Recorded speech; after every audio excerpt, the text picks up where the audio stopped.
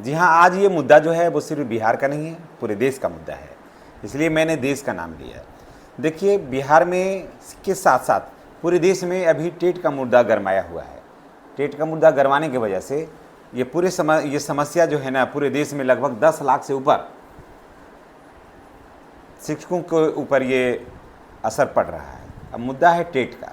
जी हाँ, यानी कि जो 2011 से पहले, 10 से पहले जो भी शिक्षक, आपने सुप्रीम कोर्ट में का जजमेंट आपने देखा होगा कि जो भी शिक्षक हैं उन सभी को टेट देना है अनिवार्य, नहीं तो आप ले लीजिए, ज़बरदस्ती आपको हटा दिया जाएगा या फिर आपको परीक्षा पास करना है।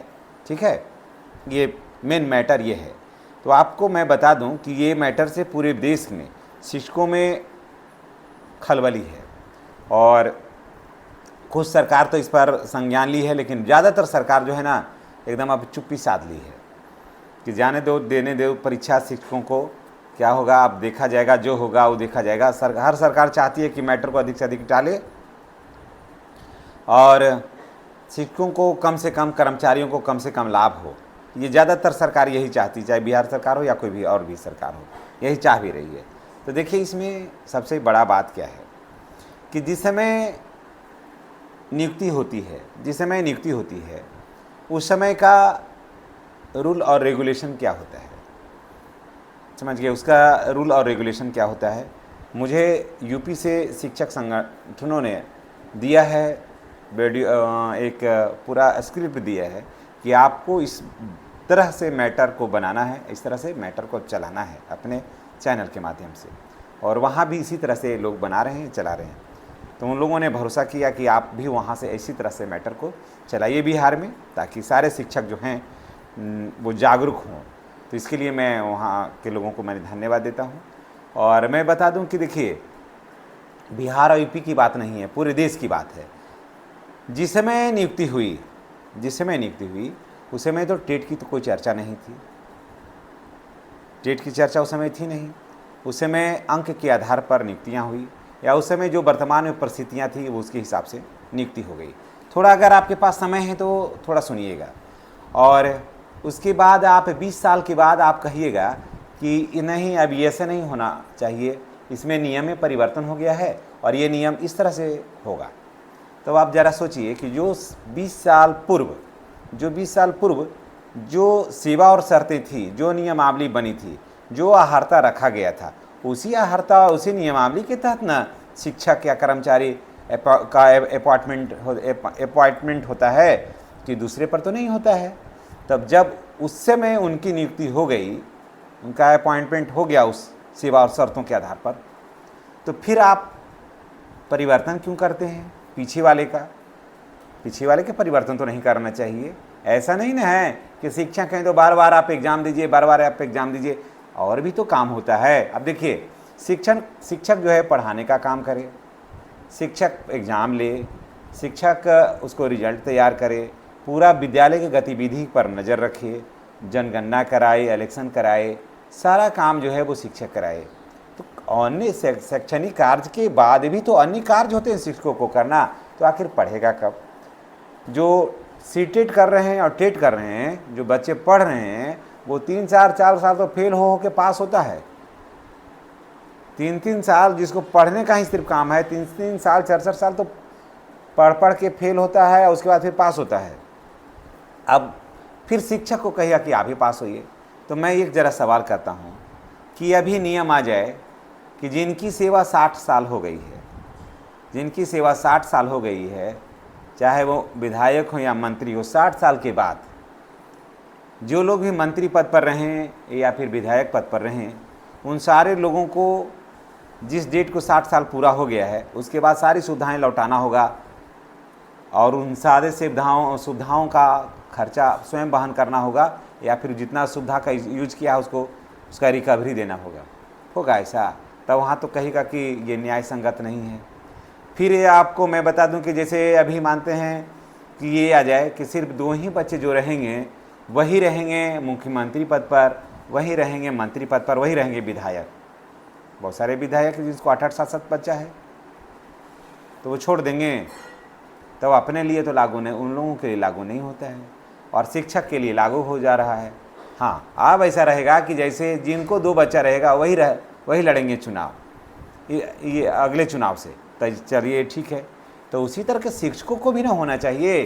शिक्षक भी तो वैसे ही हैं कि इनको 2010 के बाद जो भी शिक्षक बहाल होंगे या अब से जो भी शिक्षक बहाल होंगे उनको निम्न अहर्ताओं को पूरा करना होगा। और उन अहर्ताओं को पूरा करते हुए मैं माननीय इस वीडियो के माध्यम से मैं माननीय सुप्रीम कोर्ट का भी मैं ध्यान आकृष्ट कराना चाहता हूं कि माननीय सुप्रीम कोर्ट भी थोड़ा इस मुद्दे पर नज़र रखे कि अब जो बहालियाँ होंगी वो इन सेवा शर्तों पर होगी। जो लोग इन अहर्ताओं को पूरा करेंगे वही शिक्षक पद पर कार्य करेंगे, अन्यथा बाकी लोगों को आवेदन करने की ज़रूरत नहीं है। यहाँ ये होना चाहिए।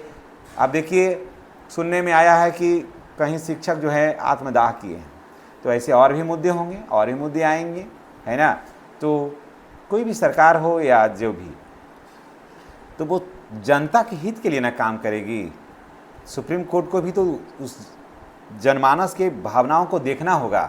लेकिन कहा गया है कि सुप्रीम कोर्ट के पास वो साक्ष्य मौजूद नहीं किए गए जो शिक्षकों के पक्ष को मजबूत करता हो, समझ गए। इसलिए सुप्रीम कोर्ट ने एक तरफा इस तरह का जजमेंट दिया है। सुप्रीम कोर्ट भी अपने जजमेंट पर पुनः विचार करती है, अब करते रही है। और सरकार को भी चाहिए कि इस मुद्दे को लेकर के फिर कोर्ट जाए और ये जो मामला है ना इसको सॉर्ट आउट करे। कारण कि शिक्षक जो हैं, पूरे देश के शिक्षक, ना सिर्फ बिहार के, पूरे देश के शिक्षक जो हैं वो टेंशन में हैं इस मुद्दे को लेकर के कि बिहार में ही कम से कम 3.5 लाख शिक्षक हैं, जो कुछ विशिष्ट हैं, कुछ नियोजित हैं, जो बिना टेट के उन लोगों का बहाली हुआ है। तो यहाँ भी बहुत बड़े पैमाने पर शिक्षक हैं, यूपी में हैं, सभी जगह शिक्षक हैं इस तरह से। और 2011 के बाद ये सब लागू हुआ है।